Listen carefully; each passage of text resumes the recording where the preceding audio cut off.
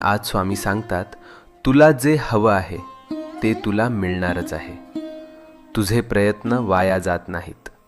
तुझं मन दुखतंय म्हणून देव शांत बसलेले नाहीत. ते फक्त योग्य वेळ बनवत आहेत. तुझ्या आयुष्यातून अडथळे शांतपणे दूर होत आहेत. तुला दिसत नाहीये, पण परिस्थिती तुझ्या बाजूने फिरते आहे.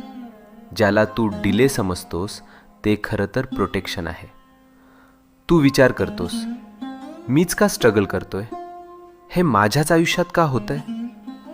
कारण स्वामी तुला तयार करत आहेत. तू जे मागितलं आहेस ते मोठं आहे, आणि मोठ्या गोष्टी मिळायला मन, विचार आणि आत्मविश्वास तयार असणे गरजेचं असतं. आज स्वामींची कृपा तुझ्या भोवती आहे.